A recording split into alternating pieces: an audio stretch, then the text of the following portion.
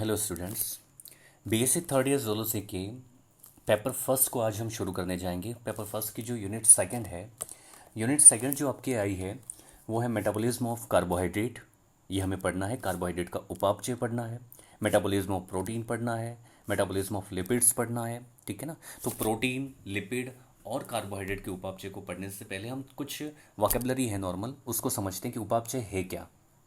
ठीक है, उपापचय में क्या क्या चीज़ें होती हैं, तो ये चीज़ें हमें समझनी ज़्यादा ज़रूरी है। तो उपापचय किसे कहते हैं? तो उपापचय शरीर में होने वाली जितनी भी समस्त रासायनिक क्रियाएं हैं, केमिकली एक्शंस हैं, उन सब को सामूहिक रूप से क्या कहते हैं? उपापचय कहते हैं। क्या कहते हैं? उपापचय। तो शरीर में होने वाली समस्त रासायनिक क्रियाओं को सामूहिक रूप से उपापचय कहा जाता है।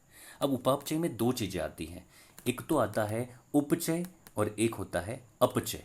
तो दो वर्ड से मिलकर बना है उपापचय। एक तो होता है इसमें अपचय, दूसरा होता है उपचय। अपचय का मतलब होता है कैटाबॉलिज्म, उपचय मतलब होता है एनाबॉलिज्म।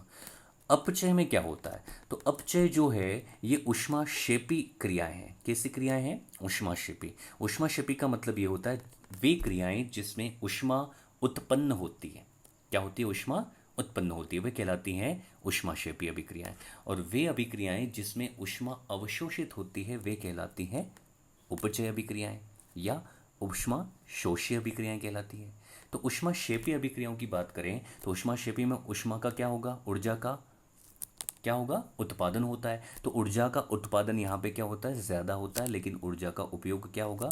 कम होता है। ठीक है। और ऊष्मा शोषी अभिक्रियाएं, तो ऊष्मा का अवशोषण हो रहा है यहाँ पर।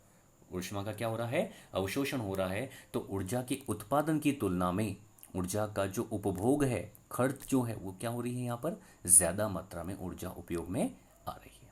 आया समझ में? तो उपापचय कितने प्रकार का हो गया? दो प्रकार का, अपचय, उपचय। अपचय मतलब कैटाबॉलिज्म, ऊष्माक्षेपी अभिक्रिया है ये।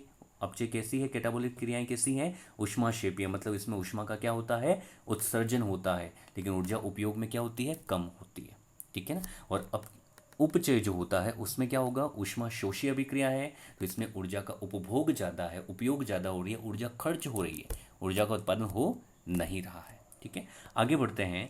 उपापचय में अब दोनों प्रकार की क्रियाएं हो रही हैं, अपचय क्रियाएं भी हो रही हैं और उपचय क्रियाएं भी हो रही हैं। दोनों प्रकार की क्रियाएं हो रही हैं और दोनों क्रियाएं जो होती हैं बराबर मात्रा में होती है, क्योंकि ऊर्जा का उत्पादन होगा उतनी ही मात्रा में ऊर्जा खर्च भी होगी। आया समझ में?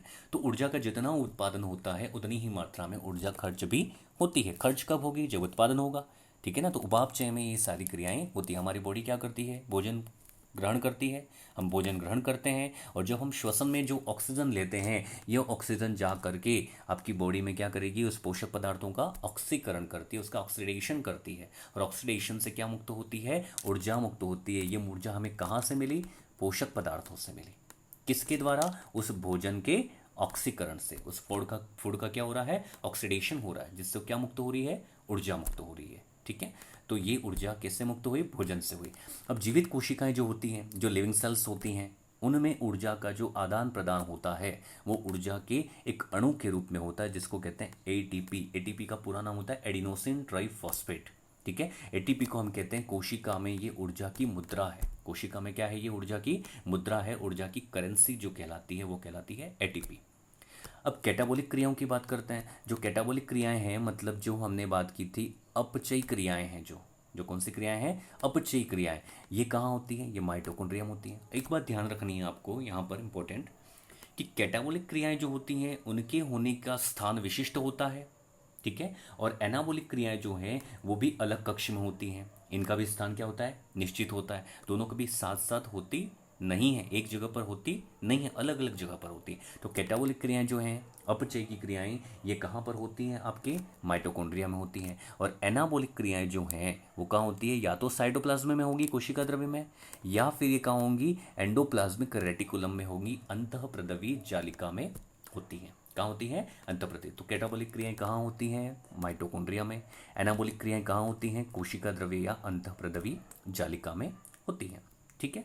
अब बात करते हैं आगे कैटाबॉलिज्म। कैटाबॉलिज्म क्या है? तो कैटाबॉलिज्म और एनाबॉलिज्म दोनों को समझते हैं। कैटाबॉलिज्म मतलब वे रासायनिक क्रियाएं जिसमें जटिल और बहुलक जो जटिल बहुलक होते हैं, जटिल मतलब जो कॉम्प्लेक्स होते हैं, बहुलक मतलब पॉलीमर की बात हो रही है। बहुलक छोटी छोटी इकाइयों के मिलने से बनते हैं, तो जिसमें जटिल और बहुलक कार्बनिक जो अणु होते हैं, जो कार्बन से मिलकर अणु बनते हैं, उनको कहते हैं कार्बनिक अणु। इनका क्या होता है, विखंडन होता है। ध्यान रखना है, कैटाबोलिज्म, ठीक है, या अपचयन की जो अभिक्रियाएं हैं उनमें क्या होगा, जटिल अणुओं का, जटिल कार्बनिक अणुओं का, बहुलक अणुओं का विखंडन होता है। किस में होता है, सामान्य अणुओं में। तो क्या हो रहा है यहाँ पर, बहुलक टूट रहे हैं। बहुलक क्या हो रहे हैं, टूट रहे हैं। किस में टूट रहे हैं, नॉर्मल अणु में, छोटे अणुओं में टूट रहे हैं, है ना। जटिल अणु सरल अणु में बदल रहे हैं, है ना। कॉम्प्लेक्स जो अणु हैं, मॉलिक्यूल हैं, वो बिल्कुल सिंपल मॉलिक्यूल में कन्वर्ट हो रहे हैं। और इस क्रिया में क्या हो रहा है, एटीपी का निर्माण होता है। क्यों हो रहा है एटीपी का निर्माण, क्योंकि विखंडन हो रहा है, ठीक है। और ये आपकी ऑक्सीकरण की क्रिया में भी होता है। किसमें होता है, ऑक्सीकरण, वहाँ एटीपी का निर्माण होता है, ऊर्जा मुक्त होती है। और इस प्रकार की जो क्रियाएं हैं वो दो प्रकार की होती हैं, ग्लाइकोलाइसिस और दूसरा होता है क्रेब चक्र। दूसरा क्या होता है आपका, क्रेब चक्र। तो ये जो दो क्रियाएं हैं आपकी, ये आपके किस में होती हैं, कैटाबॉलिज्मों में आती हैं। तो ये दोनों आपको ध्यान रखनी है, इन दोनों के बारे में हमें विस्तार से पढ़ना भी है, ठीक है। ग्लाइकोलाइसिस, क्रेब चक्र, ये दोनों आपके कार्बोहाइड्रेट के मेटाबॉलिज्म में शामिल होते हैं। अब बात करते हैं दूसरी, एनाबॉलिज्म की। एनाबॉलिज्म जिसको आप कहते हैं उपापचयी क्रियाएं, ठीक है ना। इसमें उपचयन होता है, जिसको हम क्या कहते हैं अपनी भाषा में, उपचयन कह सकते हैं। क्या कह सकते हैं, उपचयन, ठीक है। एनाबॉलिज्म क्रियाएं, तो वे क्रियाएं होती हैं जिसमें सामान्य जो अणु होते हैं, मोनोमर जो अणु होते हैं, मोनोमर मतलब जिसको एकलक कहते हैं, एक जैसे छोटे छोटे अणु मोनोमर कहलाता है। ये क्या करेंगे, जुड़ेंगे। वहां पर क्या हो रहा था, कैटाबॉलिज्म में विखंडन हो रहा था, किसका, जटिल अणुओं का सरल अणुओं में। यहां पर क्या हो रहा है, सरल अणु जो हैं वो जुड़ रहे हैं, और जुड़ करके क्या बना रहे हैं, जटिल अणु बना रहे हैं, पॉलीमर बना रहे हैं। वहां पॉलीमर टूटे थे, ऊर्जा मुक्त हुई थी, यहाँ पे पॉलीमर बन रहे हैं, और बनने के लिए क्या हो रहा है, एटीपी का उपयोग हो रहा है, यानी ऊर्जा खर्च हो रही है। ऊर्जा क्या हो रही है, खर्च हो रही है। तो इसमें क्या क्या होता है, क्या क्या बनता है, तो पेप्टाइड बंध बनता है। पेप्टाइड बंध कहाँ पाया जाता है, अमीनो अम्ल के बीच में पाया जाता है, ठीक है। और इन अमीनो अम्ल से किसका निर्माण होता है, प्रोटीन का निर्माण होता है। किसका निर्माण होता है, प्रोटीन का। अब बात करते हैं कार्बोहाइड्रेट की उपापचय की। तो ये तो हो गई आपकी नॉर्मल परिभाषाएं। अब हम टॉपिक पे आते हैं। हमारा जो टॉपिक है सिलेबस वाइज, हमें सिलेबस टू सिलेबस चलना होगा, ठीक है। सिलेबस से बाहर एक भी पॉइंट पढ़ने का हमारे पास अभी कोई समय नहीं है। अब बात करते हैं कार्बोहाइड्रेट की उपापचय की। जो मेटाबॉलिज्म होता है कार्बोहाइड्रेट का, किस तरीके से होता है। तो कार्बोहाइड्रेट आप जानते हैं कि मुख्यतया हमें जो भोजन से ऊर्जा मिलती है, उसमें सबसे मुख्य रूप से जो न्यूट्रिएंट्स होता है वो होता है आपका कार्बोहाइड्रेट। जो ऊर्जा के स्रोत के रूप में, एनर्जी के सोर्स के रूप में सबसे ज़्यादा मोस्टली उपयोग में लिया जाता है। आप जानते हो कि हमें जो पोषक पदार्थ होते हैं कई प्रकार के होते हैं, न्यूट्रिएंट्स कई प्रकार के होते हैं, कार्बोहाइड्रेट होते हैं, प्रोटीन है, वसा है ना, मिनरल्स हैं, विटामिन्स हैं, वाटर है, रफीज़ हैं, ये सब क्या है आपकी, बहुत सारे न्यूट्रिएंट्स हैं, ठीक है ना। इसमें से जो कार्बोहाइड्रेट है, फैट है, जो वसा है, उनसे हमें ऊर्जा मिलती है। और सबसे पहले हम ऊर्जा के लिए मुख्य रूप से कार्बोहाइड्रेट का यूज़ करते हैं। किसका यूज़ करते हैं, कार्बोहाइड्रेट का यूज़ करते हैं, ठीक है। अब कार्बोहाइड्रेट के अलावा हम जो भोजन में 60% प्रोटीन जो काम में लेते हैं, प्रोटीन का 60%, और वसा जो काम में लेते हैं उसका 10%, ठीक है ना। ये लास्ट में जा करके किस में कन्वर्ट हो जाता है, प्रोटीन और वसा कार्बोहाइड्रेट में बदल जाता है। किस में बदल जाता है, कार्बोहाइड्रेट में बदल जाता है, ठीक है। और पाचन क्रिया में जो पॉलीसेकेराइड काम में लेते हैं, पाचन क्रिया में जो पॉलीसेकेराइड होते हैं, डाइसेकेराइड होते हैं, ठीक है ना, इनका भी जल अपघटन हो जाता है। अब यहाँ पर एक बात समझने की है कि पॉलीसेकेराइड क्या है, डाइसेकेराइड क्या है। तो आपने कार्बोहाइड्रेट पढ़े होंगे छोटी क्लास में, फर्स्ट ईयर में पढ़े होंगे, सेकेंड ईयर में भी पढ़े होंगे कार्बोहाइड्रेट के बारे में, कि कार्बोहाइड्रेट जो होता है, ठीक है ना, ये 3 प्रकार के होते हैं। एक तो होते हैं मोनोसेकेराइड, एक होते हैं डाइसेकेराइड या ओलिगोसेकेराइड, तीसरे होते हैं पॉलीसेकेराइड, ठीक है। मोनोसेकेराइड होते हैं जैसे ग्लूकोज, फ्रक्टोज, गैलेक्टोज। मोनोसेकेराइड मतलब एक ही जैसे मोनोमर्स से मिलकर बनते हैं, है ना। जैसे हेक्सोज शर्करा है, पेंटोज शर्करा है, ट्राइगोज है, टेट्रोज है, हेप्टोज है ना। तो ये जो हम पढ़ते हैं वो आती है मोनोसेकेराइड में। डाइसेकेराइड जो होती हैं, जो 2 या 2 से अधिक या 10 मोनोसेकेराइड से मिलकर बने, वो डाइसेकेराइड कहलाता है। 2 से 10 मोनोसेकेराइड मिल जाए तो वो बनता है डाइसेकेराइड।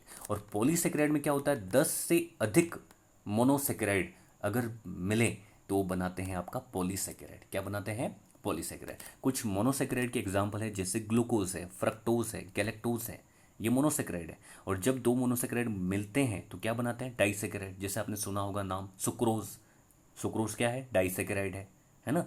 ग्लूकोज और फ्रक्टोज के मिलने से सुक्रोज बनता है। माल्टोज सुना होगा, लैक्टोज सुना होगा, ये सब क्या है आपके, डाइसेक्राइड है। तो ये सब क्या है, शुगर्स हैं, शर्कराएं हैं, कार्बोहाइड्रेट्स की टाइप है। क्या समझ में। तो ये बात हो गई। आगे बात करते हैं हम, भोजन का जो अवशोषण होता है, कहाँ होता है भोजन का अवशोषण, भोजन का जो अवशोषण होता है, ठीक है ना, उसमें भी भोजन का अवशोषण छोटी आंत में होता है, जो हमारी आंत के अंदर जो एपिथेलियम होती है ना, उसके अंदर होता है। उसमें फ्रक्टोज जो होता है वो भी किस में कन्वर्ट हो जाता है, ग्लूकोज में। आप यहाँ पर देख लीजिए, सब के सब यहाँ पे प्रोटीन वसा ये भी कार्बोहाइड्रेट में बदल रहे थे। पॉलीसेकेराइड डाइसेकेराइड ये भी किस में बदल रहे हैं, मोनोसेकेराइड में, यानी इनमें ग्लूकोज में उसमें बदल रहे हैं। यकृत में जो हेपेटिक शिरा जो होती है, जो फ्रक्टोज होता है या जितने भी मोनोसेकेराइड होते हैं उन सबको यकृत में ले जाती है। हेपेटिक शिरा जो होती है कहाँ ले जाती है, लिवर में ले जाती है।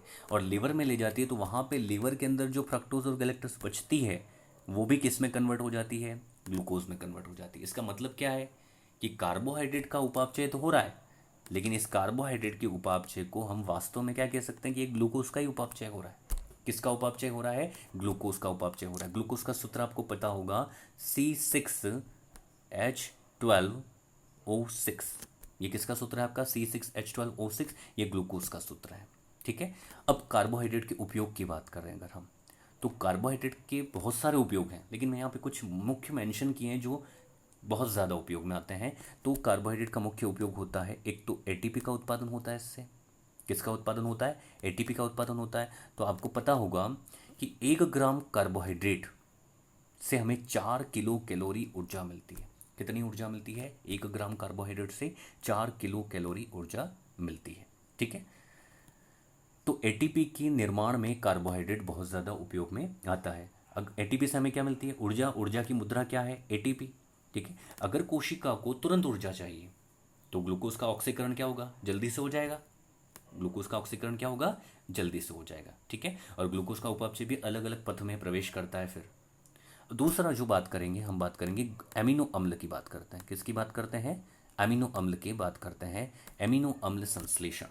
ठीक है। एमिनो अम्ल का संश्लेषण किससे होता है, तो ग्लूकोज के द्वारा एमिनो अम्ल का संश्लेषण भी होता है, जिससे किसका निर्माण होता है, एमिनो अम्ल से प्रोटीन का निर्माण होता है। ठीक है। एमिनो अम्ल जो होते हैं, ये एमिनो अम्ल जो होते हैं एक दूसरे से जुड़े हुए होते हैं। बहुत सारे एमिनो अम्ल जो होते हैं श्रृंखला के रूप में जुड़े होते हैं। ठीक है ना। और एमिनो अम्ल जो होते हैं उनके बीच में ये जो बंध पाया जाता है, जिसके द्वारा ये आपस में जुड़े हुए हैं, उसको कहते हैं पेप्टाइड बंध। कौन सा बंध होता है, ये पेप्टाइड बंध, जिसके द्वारा एक अमीनो अम्ल दूसरे अमीनो अम्ल से कनेक्टेड रहता है। और अमीनो अम्ल मिल करके क्या बनाते हैं, आपकी प्रोटीन बनाते हैं। क्या बनाते हैं, प्रोटीन। तो प्रोटीन का निर्माण अमीनो अम्ल से होता है। अमीनो अम्ल के संश्लेषण में भी कार्बोहाइड्रेट का उपयोग होता है। ये अमीनो अम्ल जो होते हैं 2 प्रकार के होते हैं, एसेंशियल होते हैं, नॉन एसेंशियल होते हैं। आवश्यक अमीनो अम्ल और कुछ होते हैं जो अनावश्यक होते हैं, काम के नहीं होते हैं, ज़्यादा उपयोग में नहीं आते हैं। Next glycogenesis. अब ये ग्लाइकोजेनेसिस क्या है, ये इंपॉर्टेंट है, ये समझना, ये आपकी टॉपिक में भी है। ठीक है। सिलेबस में ग्लाइकोजेनेसिस हमें पढ़ना है अच्छे से, लेकिन थोड़ा सा समझ लीजिए कि जो ग्लूकोज, आपके ग्लूकोज का लेवल अगर आपके ब्लड के अंदर ज़्यादा हो जाए, ठीक है ना, यकृत में अगर आवश्यकता से अधिक ग्लूकोज आ जाए आपके लिवर में, तो यकृत क्या करता है, उस ग्लूकोज को ग्लाइकोजन में बदल देता है।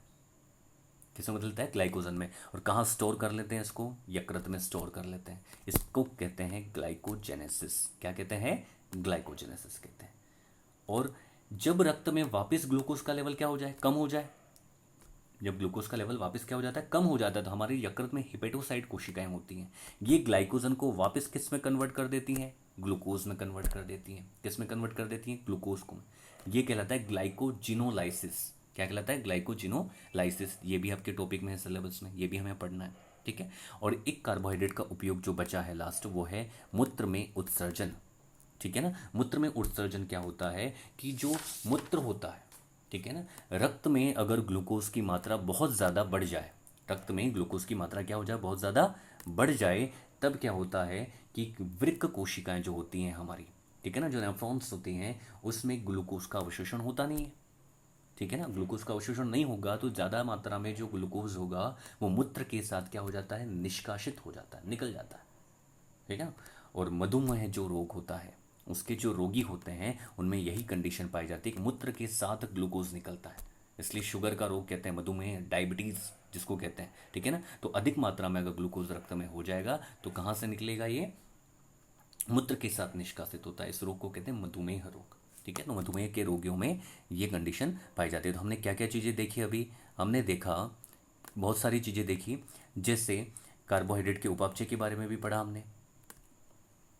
इसके आगे हम नेक्स्ट पढ़ेंगे ग्लाइकोलाइसिस, आपका जो चक्र है उसके बारे में भी हमें पढ़ना है। Thank you.